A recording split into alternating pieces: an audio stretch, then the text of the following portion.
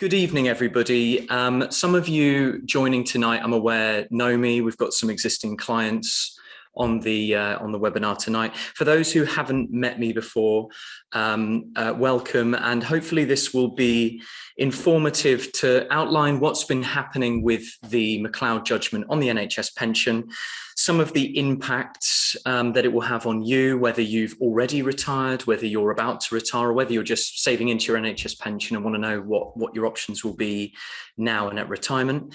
As it notes on this homepage, feel free to type your questions in the Q&A box. I'll go through the webinar. Any questions about specific areas, pop them in, and then at the end I'll look through the Q&A and try and answer some of your questions. So, just a bit of background about our company and myself. We're specialist advisors to medical professionals, part of the FTA group, and a lot of you will know what they do in dentistry and the medical fields in terms of the range of services. We've worked with FTA for sort of 15, 20 years, advising their clients on a range of financial planning. We're independent advisors, whole of market advisors, so we're not tied to any providers, any strategies, any menus of advice, and we've listed at the bottom some services that we provide, so investments and savings and pensions and retirement planning, including NHS, other workplace pensions, but also private pensions, where we do a lot of work in as well. Tax planning advice, and really this is where we help a lot of FTA clients who haven't perhaps dealt with us before, those who are approaching a time when they have their children grown up, they have a bit more money in the bank, their business is going well, they may even be planning an exit or actually looking at marketing their practice with FTA. And they speak to us in terms of the tax planning on the last few years before retirement, but into retirement as well. There's lots of various things that you can do at those stages, especially compared to when you're just sort of saving away merrily. Insurances, some of you may have dealt with our protection department, in particular, Christine, who advise on personal protection, business protection as well. And we also have Sue in the company, who is a will writer and will and estate planning advisor. So, you know, anybody looking ahead will want to have that conversation with Sue, or has already had that conversation. And also as business owners, you want to be looking at this sort of thing as well to make sure the business and the family are protected. So on to the agenda for the webinar today. We're going to run through in sort of order, giving a background of what's happened, who's affected, what's been announced, and there's been lots of updates this year. I'll take you through the timeline later, but you know, as recently as a couple of weeks ago, the NHS have issued sort of guidance to employers on how this affects employees, which is obviously everybody, all the members, and we're not going to have every single answer for you today because the NHS is still working on some of the information. This has been thrown upon them. You'll see this in a moment. If you haven't read much about it already, you'll see the potential conundrum they have now to work all this out. But they have announced some things, so we have some clarity about how it's going to work, and we'll relay that to you depending on the situation you're in. You might need to do things soon, you might have a bit of time. There's things you can do to plan ahead, of course, with the NHS pension, and we can help with that, but of course in other areas of financial planning as well. You know, it's the NHS pension isn't the be all and end all of financial planning. We'll touch on a few of those areas today, albeit this webinar is to be focused around the McCloud Judgment and the NHS pension itself. And then finally, some key takeaways, how we can help you assess your NHS pension options and what you can do next. So without much further ado, let's start looking at the NHS pensions. What you have, what they are, how they work. Now, most of you on the webinar today, or watching the webinar, if you're watching it after, will have multiple schemes. That's kind of a lot of the time why you'd want to look at this McCloud Judgment. So a lot of the clients that we work with have the 95 scheme. Some have the 2008, some of our younger clients, but a lot will have the 95 scheme. Now, the 95 scheme and the 2008 scheme are final salary schemes. They have earlier retirement ages than the new scheme. We'll cover the 2015 scheme in a moment, because that's what's called all of this McCloud Judgment issues or upheavals in terms of how that's implemented and what's happened. But the old legacy schemes are the old gold standard NHS pensions. They've got normal retirement age 60 and 65.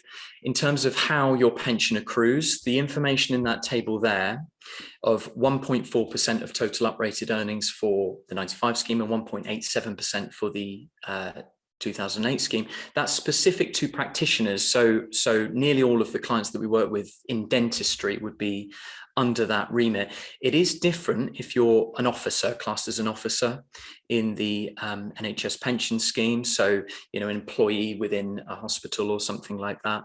And in those examples, it actually is 1/80th of your pensionable pay times the years of service in a nutshell for the 95 scheme, and 1/60th of your pensionable pay times the years of service for the 2008 scheme.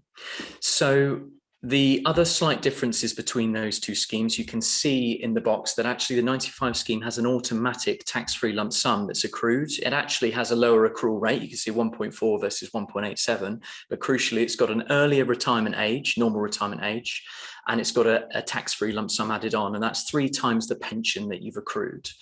With the 2008 scheme, there's no automatic lump sum. Same with the 2015 scheme, but you can give up some pension for lump sum if you want to, and we'll talk about that in a moment. So let's look at the new scheme, the 2015 scheme. If you were between certain ages, and we'll go through that in a later slide, you may not have been moved into the 2015 scheme yet, but a lot of the members in the NHS scheme who are still active members will have been moved in. Whether that was in 2015 or if they were transition members slightly later. This operates in a completely different way in some aspect, but at the end of the day, it's still a defined benefit scheme. You still have a guaranteed pension at retirement that's payable for the rest of your life. It just accrues in a different way. So first of all, the main difference is that the normal retirement age is linked to the state pension age. This was the big change in terms of pension reform. And this is across all public sector schemes, by the way, not just the NHS pension, the new pension reform for these new schemes in 2015. The way it accrues is through career average. It's called CARE, Career Average Re-Evaluated Earnings. So all that means, as it notes in the box, is that you take 1/54th every year of your pensionable earnings, that's called the build-up rate. You times it by inflation, effectively, plus 1.5%. And then every year that logs onto your pension accrual. So you've got this accrued pension, and then you start afresh from the next year and add on to it every year. Now, this is much more in line with how pensions, defined benefit pensions, are working outside of the public sector. So it is understandable that they would bring in this type of saving. It's arguably fairer because you're averaging out, you're adding on for every year that you work a sort of pension pot that adds up. It's always inflation linked, you know, CPI plus 1.5. It's actually going up ahead of inflation to make sure that you don't lose out to inflation. So that's the main change. And this was brought in after consultation from April 2015. But as I say, some members didn't join it straight away because they were within a certain period of time before retirement. I note at the bottom of this slide that you should be downloading your total reward statement and consulting an advisor or a specialist to find out what you have. It will have an impact on not just your retirement plans with accruing the NHS pension, but also what else you should do. If there's allowances there, if you're not up to your allowances for pensions, there's big merit in actually adding to a private pension, and we'll talk about that later. You used to get a statement every year in the post, and they stopped doing that a few years ago. They went into this online system called the Total Reward Statement System. If you Google it, NHS Total Reward Statement, then you'll be able to sign up and access your online system. And I would urge everybody, if you haven't done so already, to get access to that, because you will need it to actually keep up to date with what you have accrued in your pension. They're not going to be sending out automatic pension statements in the post anymore. You can always request one, but if anyone's dealt with the NHS before, they know that they have to wait 3 months for nearly anything to come back from them. So it's advisable that you sign up and do that. Now, a lot of you, as I say, will have two of these pensions, 95 and 2015. We'll talk about how this works with the McCloud Judgment and then what happens after that. But going forward, it's likely you'll have an old scheme, a 95 or a 2008, sat there, inflation linked. So don't worry, it's not going to go anywhere. It's actually not going to go down in terms of value. It's going to be inflation linked. And then the 2015 scheme will be the new one that accrues from April 2022. Now, a few options that you'll have on these pensions, not just for now when you're looking at which one do you want to choose in this remedy period, which is what we'll go through for the McCloud Judgment, but on retirement, for the 2008 scheme and 2015 scheme, you don't get an automatic lump sum, tax-free, but you can give up some pension for a tax-free lump sum. You normally give up £1 of annual pension income for an extra £12 tax-free lump sum. This works out, if you're a higher rate taxpayer, pretty much the same. And you can, look at how you use that extra lump sum and pay off debts or invest the money. And will that be better than getting the long-term pension income? Very difficult to forecast because you don't know how long you're going to live. That's really this pension's benefit. If you live to your 105, you want the extra income. If you pass away age 75, you want the extra lump sum. So it is difficult, and we always go by average life expectancy when we do our forecasts, but it is an option that's there. You can give up some pension from your 2015 scheme or 2008 to get lump sum. You can also give up extra pension in your 95 scheme to enhance your tax-free lump sum. We do this for a lot of clients. So when you get there, you have that option. You also have the option to take the pension early. You can look at those normal retirement ages, and probably some of you are thinking, oh, the 2015 scheme is age 67, it may be, or 68 for me when I can actually take it. You can take it early. Now, when you take any of the schemes early, they have an actuarial reduction. There's different rates depending on which scheme it is, but it works out around 5% a year less for every year you take early. So that maybe doesn't seem that bad. And typically, if you're still working, in some capacity in the NHS, it's potentially not worth doing. But if you're retired, it may be worth doing. It may be worth taking early. It depends on your situation. It's not clear cut, and every client will have a different situation on that. But you can take the pension early if you're thinking about retiring before the dates that are given there. Another option which is very important to note is for those clients who may be transitioning into the 2015 scheme and they think, well, what if I want to retire age 60? I aim to retire age 60. I want to take my 95 scheme. Do I have to take the other scheme as well? You should think of your two schemes, if you're going to have these two schemes running, as separate. They are separate in terms of their operation, and they can be taken separately.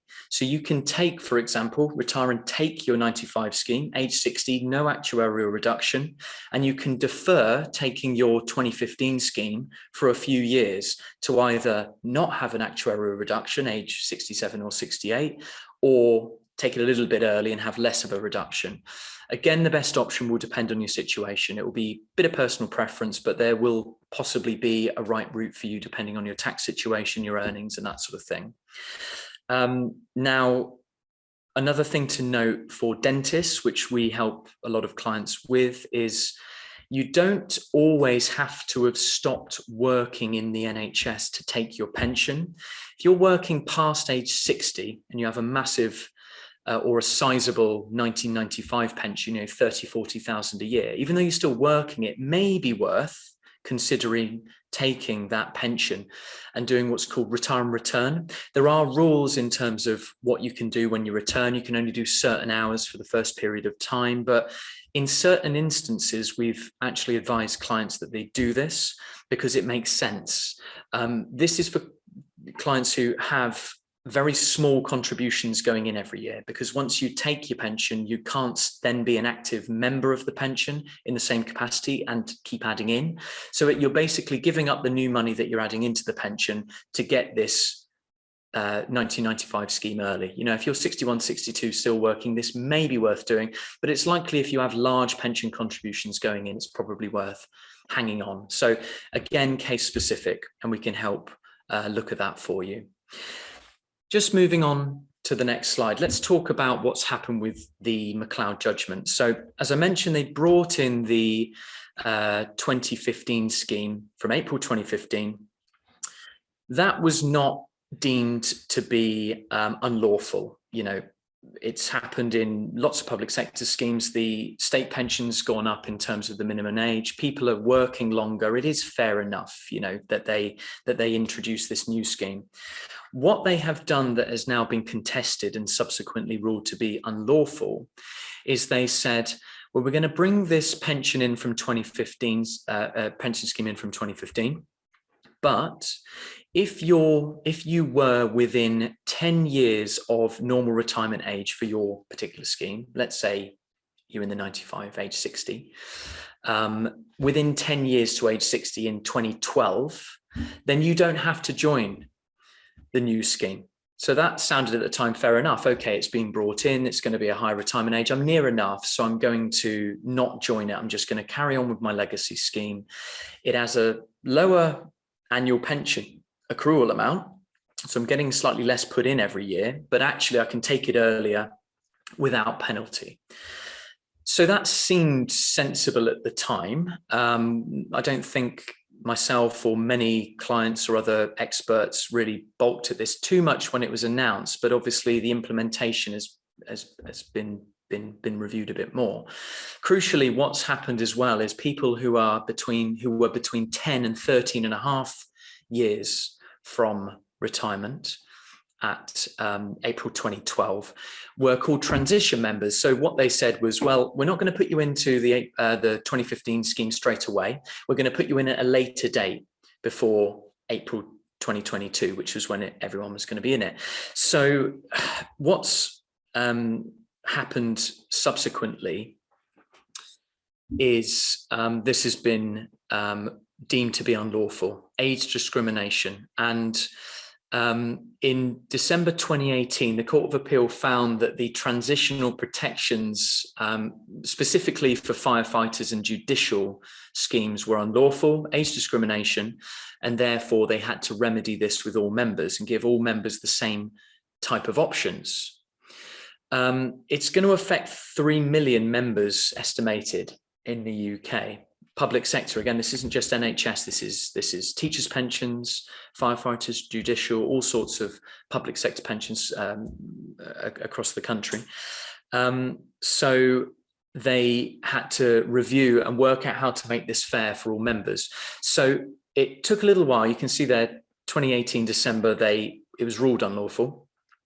July 2019, the government accepts that the judgment applies not just to the firefighter and judicial schemes, but across all public service schemes, which, you know, they're similar structures, so that was to be expected.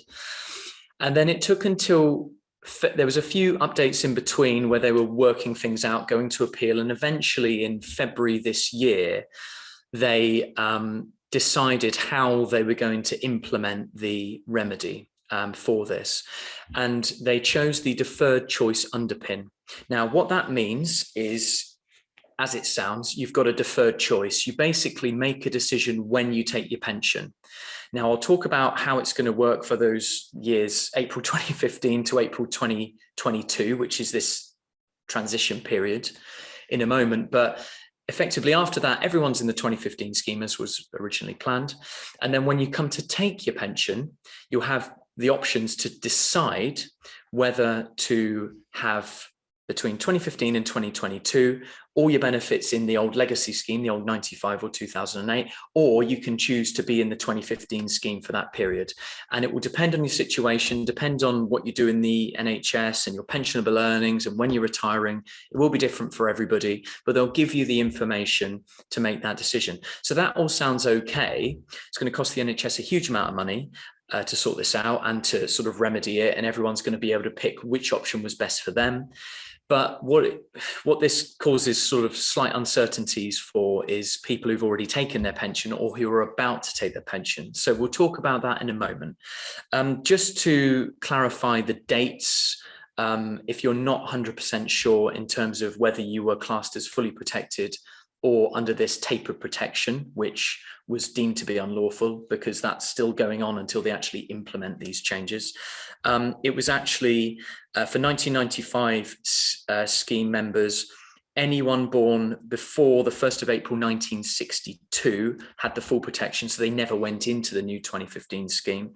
And transitional, anyone born between the 1st of April 1962 and 1st of October 1965 had this transitional protection. So you might have just seen yourself, if you're in that bracket, going into the new scheme on a statement and thinking, okay, I'm in there now. So let's move on to who's affected, because some of the people on the webinar today, I'm sure, are wondering whether it affects them. I've put together a table here where you can sort of cross-reference and work out what your options are and whether it affects you. So were you an active member of the scheme on or before the 31st of March 2012 and also on or after the 1st of April 2015? If yes, then is your scheme retirement age on or before the 1st of April 2022, or have you retired before that date?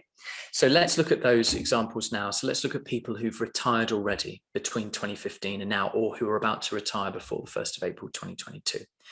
You'll receive a choice between your legacy scheme and reform pension scheme for the period. Now, you won't have anything from the NHS yet. They'll probably be looking to deal with you first, because you have to make a decision before people who are retiring in 10 years, of course. But it's going to take them a while, as we'll mention later, to get these figures together. When they are together, we can help decide, but you'll have a choice between whether you are part of the 95 scheme or the 2015 scheme in between.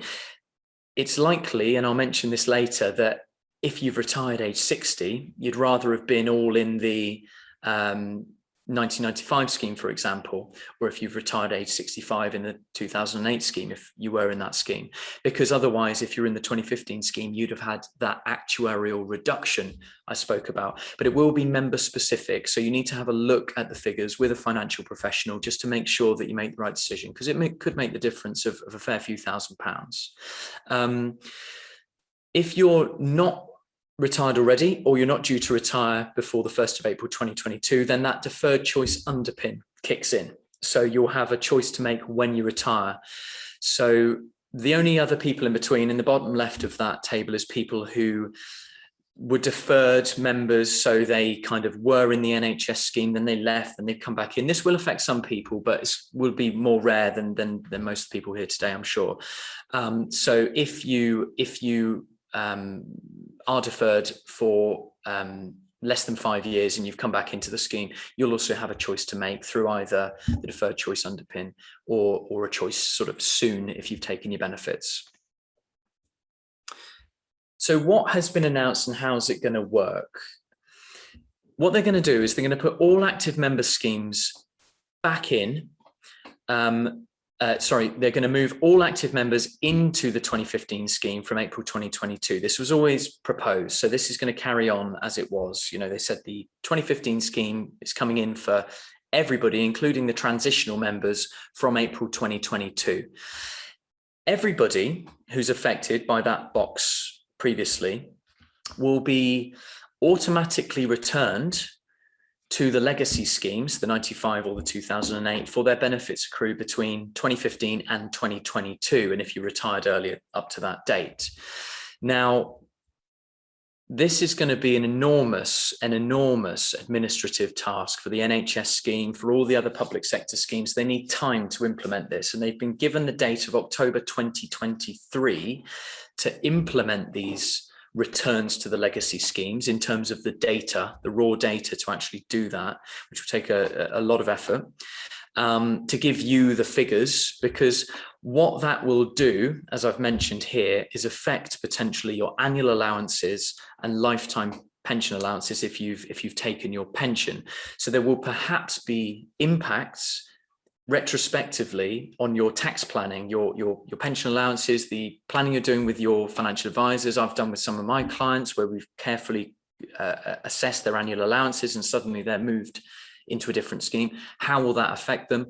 There might be some assessment and some things to do there. So once we have these figures ready, we can help our clients. In the meantime, there are things we can do for people who are already retired or about to retire in terms of assessing potentially which would have been the best option. But until you have all the figures, which they've got the date of October 2023 to kind of sort everything out by, we won't have all the data to give you that choice. And as I say, there's a chance there'll be people with data before October 2023. But I'll be honest, I don't hold out a huge amount of hope for them being ahead of that schedule because of the enormous task there is, and just previous with the NHS pension. It's a very good pension, but administratively, in terms of time taken to do things, there is even a chance they run past that date, I would imagine. So we have to sit tight in many cases to actually make that decision.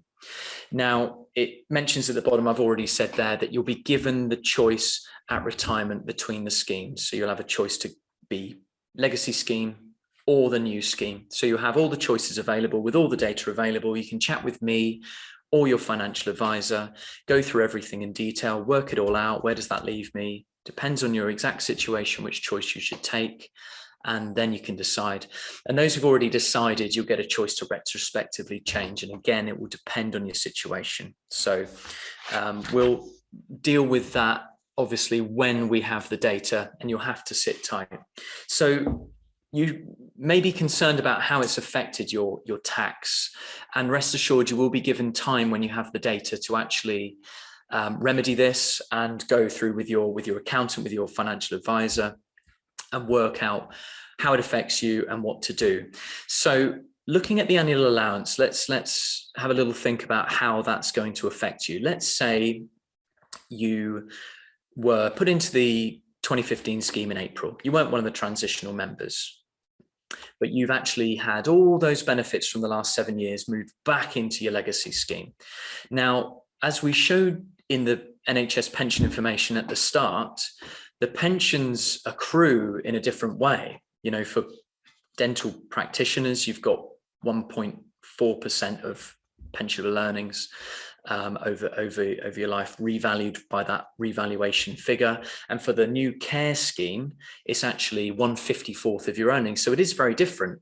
Now, what it typically is the 2015 scheme actually accrues at a higher rate than the 95 scheme or the 2008 scheme in terms of your annual allowance usage. Not always. It will depend exactly on your situation, and if you're a practitioner, an officer, and your earnings in between, and your specific data on your pension and how it's built up.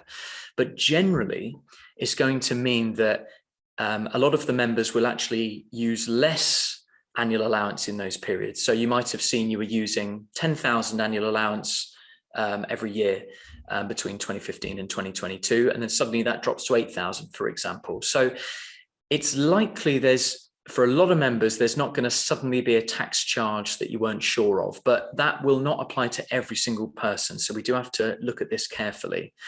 I've mentioned that there, many could see a reduction.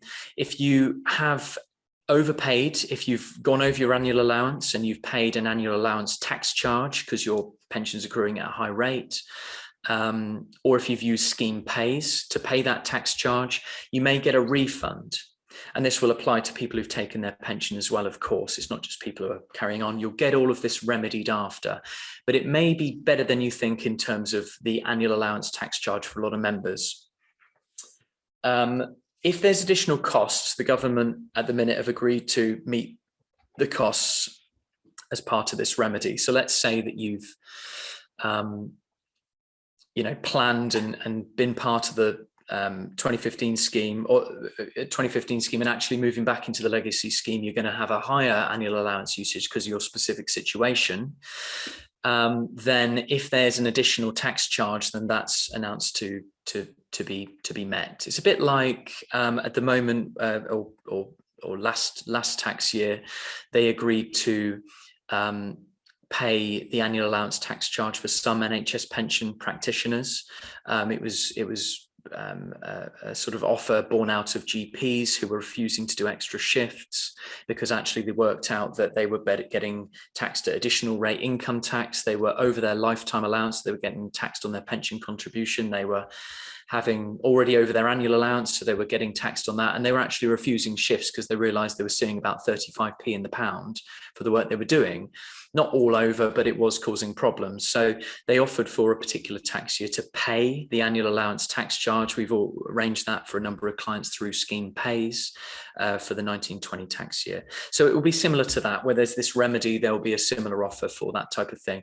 As I say, I don't think this will affect that many people, but you should definitely have a look with me or another financial professional when you have those figures come back to you, to make sure that that's not the case, or there's any other opportunities because you've got other allowances available. Lifetime allowance, in terms of how that affects you, well, as you can see, the schemes accrue in completely different ways, and it will affect your lifetime allowance. If you've retired in between, then the different types of schemes have different retirement ages. They accrue in different ways. If you're suddenly moved back from a 2015 scheme into the 95 scheme and you've taken your pension, then your lifetime allowance may look, in terms of usage from the NHS, may look different, and that may have affected what you do on your personal pension planning. So we have to look at that carefully. I think if you remember, a lot of the members who've retired, not all, but a lot who've retired in between, will have been either fully protected members, so they never joined that 2015 scheme in the first place, or transitional members where they may have only been in the 2015 scheme for a short period of time. So it probably isn't going to have a huge effect for most people, but some who've retired early, 56, taken their pension early, that they might have actually, been in the 2015 scheme for a few years. It might have had quite a big effect. So again, you'll be given these figures when ready from the NHS by October 2023, we hope. You can speak to me or another financial advisor. We can look at your situation and work out how it affects you. And any remedy to tax charges, anyone who's taken their pension can see how complicated it is with lifetime allowance tax charges and how they're calculated and how it's deducted. It's all done by them. As I say, anyone who's taken their pension and can see with an IFA how it works in terms of the nitty-gritty of the deductions and how it affects your income will know that these changes that are coming into place are going to be a big headache for the NHS to sort of quantify. So that's why they needed, took a couple of years to actually get their heads around it and get all the figures together. So we will help with that when you have those figures available. So with all this in mind, what are the key things to consider? Which scheme is best for you? We've touched upon the fact that it's likely for a lot of members, especially those who are planning to retire at age 60 or 65, so before that age 67 for the 2015 scheme, it's likely for a lot of members it's going to be better to have moved back into the legacy scheme. That's why these firefighters and judges have fought tooth and nail to have this overturned, because that scheme, in theory, if you want to retire at those ages, is better, the legacy schemes, because you don't have to wait till you're 67. So it's likely quite a few of you will be better having moved back and kind of carrying on as usual and just working out the annual allowance and the lifetime allowance tax charge implications, but not always. And if you consider somebody who's carrying on working past age 60 up to 65, 66, they're in the 95 scheme and they didn't have that much additional benefit. They might not have that much additional benefit in between in terms of the growth. If they're working on past their normal retirement age, that's something to consider. They might be better off having been in the 2015 scheme. If they've got a specific situation of their pay, which is irregular, it might work out that actually they'd be better off. So there are not always clear-cut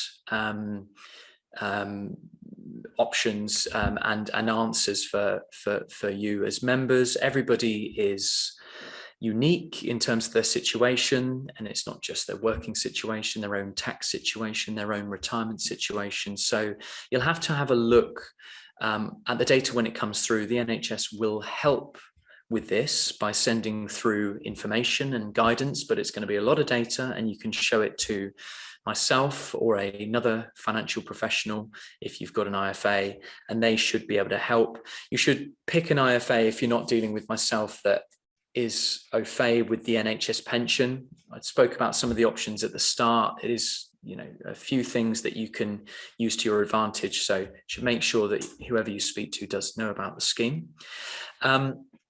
So which scheme is best for you will depend on your situation. If you're looking at how the annual allowance figures change and whether there's a tax charge or a refund, I hope I've kind of answered that a little bit today. The devil will be in the detail in terms of the figures when they come through. You'll have a list of your annual allowance usage in those 7 years from what you had already compared to the remedy, which is moving everything back to your legacy scheme.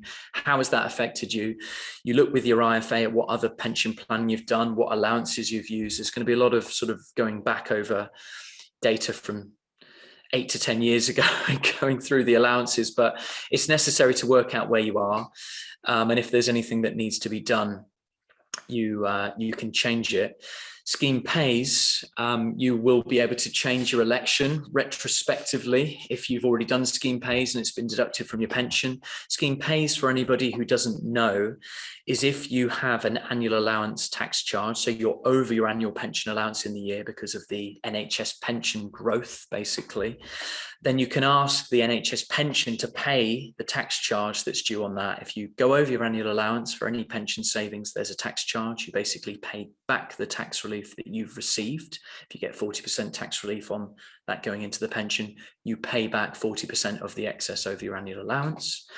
And scheme pays is where the NHS pension pay that. And then if they're paying it for you and it's a few years to retirement, they charge you a bit of interest in between.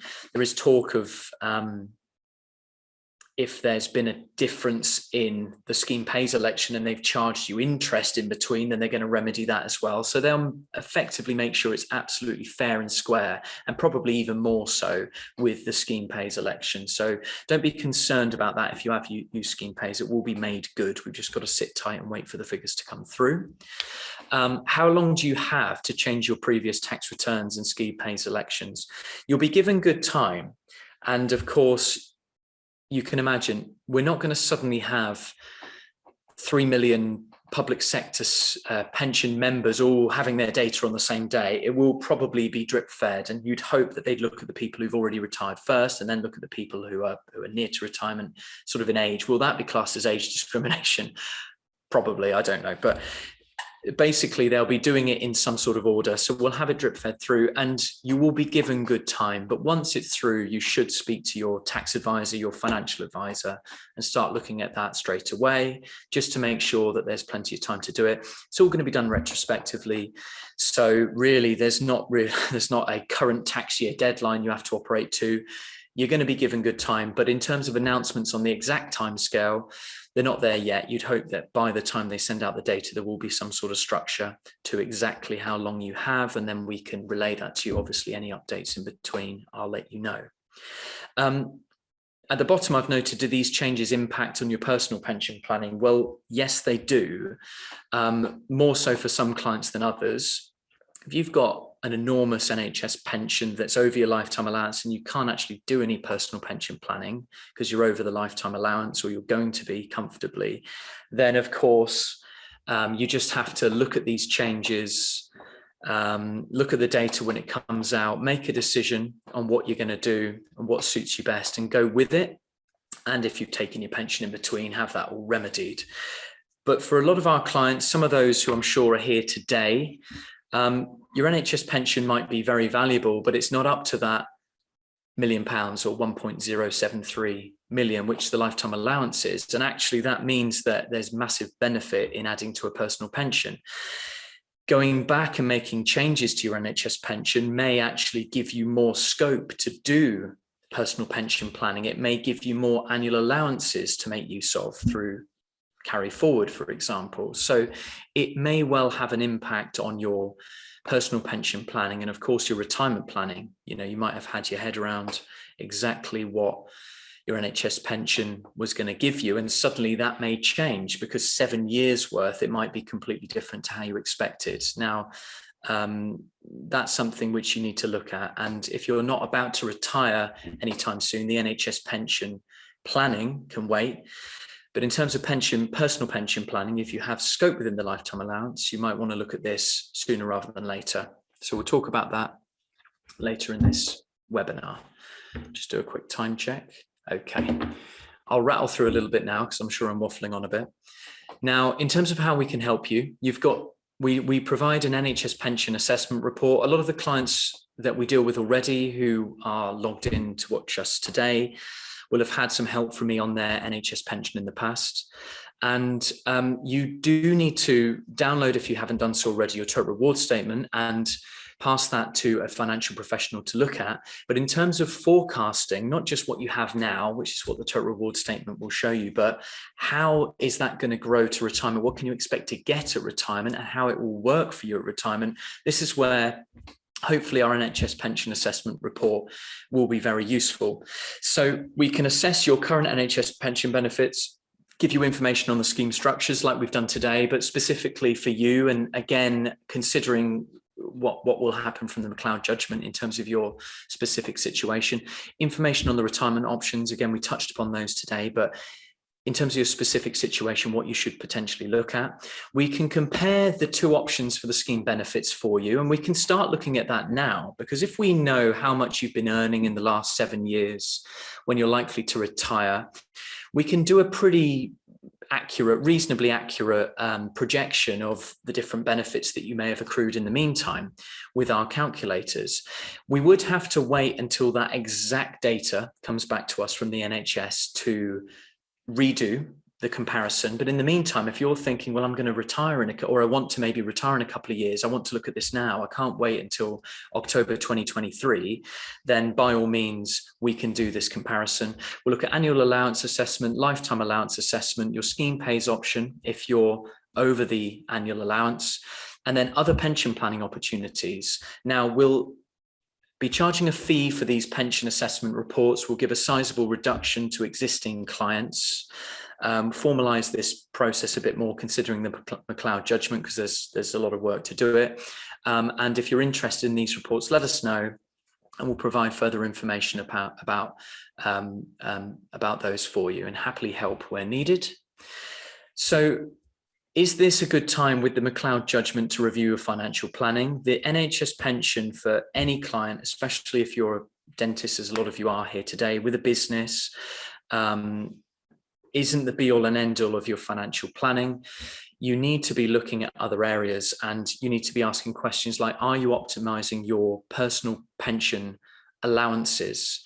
You want to get as close as possible, if affordable, to the lifetime allowances. Personal pensions with the tax reliefs they offer are extremely beneficial. They're much more flexible than the NHS pension in terms of how you can access them.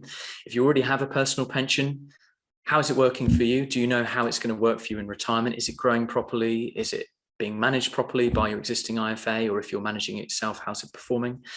And in terms of your retirement planning, are you prepared? Do you know how much you're going to get? That ties in very neatly with the McCloud Judgment. Do you know what your NHS pension will be? But do you know, apart from the NHS pension, what you're going to get from your business, from your other savings? What income can you expect to take in retirement? Have you saved enough?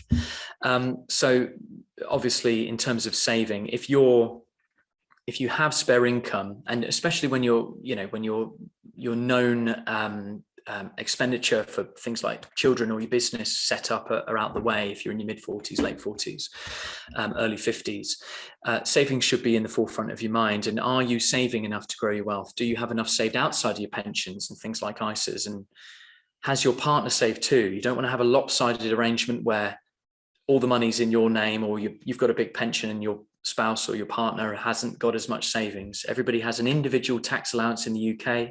You want to make use of them in retirement.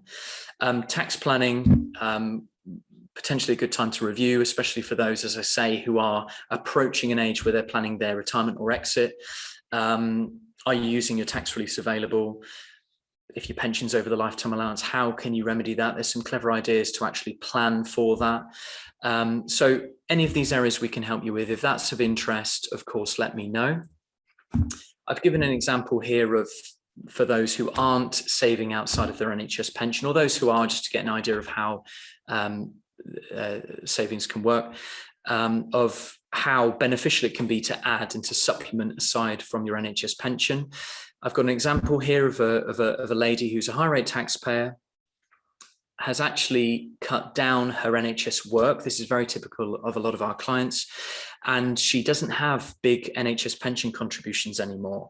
So actually, with that £30,000 a year that she can afford to save away for the next 18 years until retirement age 65, if she put, for example, 15,000 net into a pension and 15,000 net into an ISA, how would it grow? You can see from the projections there that she could have 664,000 in a personal pension by age 65, and should be able to comfortably take 40,000 a year. I mean, you could probably take a lot more than that. That's been quite moderate with growth figures in terms of retirement, but certainly should be achievable and inflation linked. And in terms of an ISA, which is tax-free growth, no tax reliefs like on a pension, but tax-free growth. If you put 15,000 a year in for 18 years, you'd have 400,000. And the difference between the two is the pension gets the tax reliefs added on. So it always adds up a little bit quicker than an ISA. Pension should always be looked at first before an ISA, especially if you're within sort of 10, 15 years of retirement. As I mentioned there, don't forget about your spouse's pension and ISA savings. Don't lopside your savings. Don't have it all in your name. Make sure it's equalized where possible, and speak to a financial professional to make sure it's being done properly. So just to finish up, key takeaways from today. You'll be given a choice. When we have all the data from the NHS, you will be given that choice, and you'll be able to make a choice between the legacy scheme or the 2015 scheme for that remedy period between 2015 and 2022. In the meantime, you're going to be treated as everybody going back into the legacy schemes. They have until October 2023, the NHS, to implement this and confirm all the figures. From April 2022, everybody's going to be in the new 2015 scheme. Those who are still active members working, you'll be in from that date. You'll have everything else in between move back to the old legacy scheme, but you'll definitely be in from that date. As I say, your legacy scheme's protected. It doesn't go anywhere. It's still inflation linked. And importantly, there's some technical details yet to be finalized, which is a little bit of an understatement, but they have made good traction this year in terms of these announcements and what they're going to do since they announced that deferred choice underpin. So I'm sure there'll be other updates coming out soon. Planning, we've already mentioned that you have to retrospectively assess your tax position, the annual allowance, the scheme pays elections, and whether this has affected your retirement plans. Those of you who aren't clients, feel free to contact me and we'll have a chat on the phone. We offer a free, no obligation consultation, and we can look at your situation, your NHS pension, your other financial planning situation, and happy to help. Chris, I think I'm done now. So if I bring you back in, I'm going to go into the Q&A. If anyone else has any questions, there's a couple in here I'm going to answer now. That was brilliant, Adam. Thank you for that. I'll Thank you, Chris. I don't know whether 98, 75, 2015, whatever schemes they are, but flip, it's complicated, isn't it? Lots of figures, but obviously you can rewatch this webinar. I'm here to answer questions if you need it. We'll send you a copy. There's lots of guidance on the NHS website. And obviously, as things are announced, we can release announcements on these, Chris. So if anyone else has any questions, please fire away and type them. So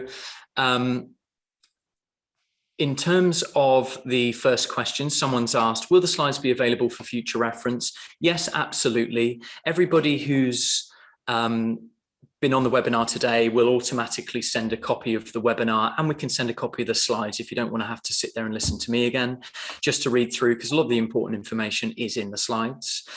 So we'll do that for you absolutely fine. If you know anybody who says, oh, actually, I'd like that of interest as well, they can contact us with their email information. We can send them these slides, but also importantly, the other updates we have on the scheme when they come out. And we've had a question from Ivy, who has asked, what can you do if you're on the 97, 2008 and 2015 schemes? Thank you. Right. So in terms of the schemes, you should most likely, unless you've changed jobs, I would imagine that you're actually in either the 95 scheme or the 2008 scheme only. I'll come back to you, Ivy, separately to look at your situation. But as I mentioned, it's likely a lot of you today will have multiple schemes, and each multiple scheme will operate in a different way. You'll have a different retirement age, you'll have a different way that it accrues, and they kind of operate in unison, but you're only ever contributing to one scheme at a time. So you're not adding to all these schemes at the same time, and they're all sort of going up in different ways and mucking around together. You will have one scheme that you're the active member of. So as we said, that's going to be moved back to the legacy schemes between 2015 and 2022 for everybody. And from April 22, so April next year, everybody's in the new scheme for their new benefits. The other schemes are protected, inflation linked, they're still there. They still have the same rules in terms of accessing them. And when you get there to access them, you have flexibility to take them at different times if that should suit your situation. That's really important. If there's no other questions for today, I think we'll leave it there. Thank you, everybody, for attending. And I hope to speak to a few of you soon. Yeah, thank you very much for, as Adam says, thank you for all listening on what is it, a Thursday? Is it a Thursday or Wednesday evening? Wednesday. And, oh dear, this week. And thank you very much, Adam. That's very useful. And as Adam says, we'll send you a copy of the slides and the webinar recording, but it'll probably be in the next few days or so. But once again, thank you very much, everybody. And I'll, if there's no more questions, then I will end the meeting for us all. If you want to go have a cup of tea. Wonderful. Thanks, Chris. All right. See you soon, everyone. Adam. Cheers, guys. Bye-bye.